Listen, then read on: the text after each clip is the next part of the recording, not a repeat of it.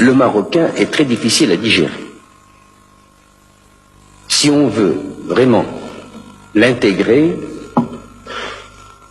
vous intégrerez peut-être facilement la première génération, mais la deuxième et troisième seront difficiles à digérer, car les cellules marocaines, les gènes, l'hérédité, tout cela jouera. Personnellement, en ce qui me concerne, je suis contre la participation des Marocains aux élections en pays étrangers.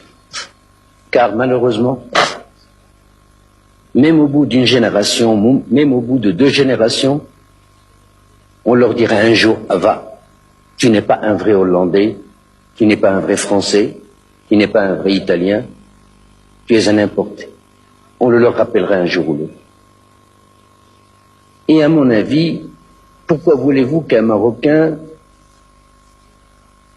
se mette vraiment au garde à vous, intérieurement et extérieurement, en écoutant l'hymne hollandais? Pourquoi lui demander,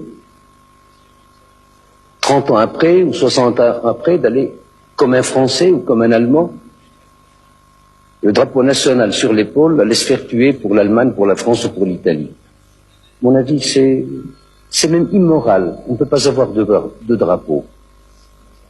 Car on ne peut pas oublier l'ancien et on n'a pas tout à fait acquis le nouveau. Il vaut mieux laisser chacun chez soi, mais prôner la fraternité humaine, l'égalité humaine, les droits de l'homme, ça oui. Mais l'intégration n'est bonne ni pour l'intégrer ni pour celui qui intègre.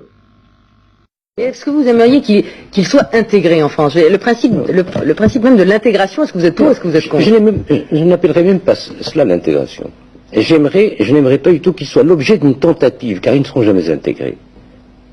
Vous croyez qu'eux ne le veulent pas, ou que c'est les Français qui le refusent? L'exprimeront-ils qu'ils ne le pourront pas? C'est possible entre Européens. La trame est la même. Les mouvements européens dans l'histoire ont été Est-Ouest. Et les mouvements humains.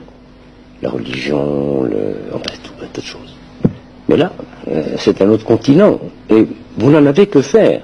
Ce sera de mauvais Français. Ce seront de mauvais Français. Enfin, vous nous découragez de chercher à intégrer.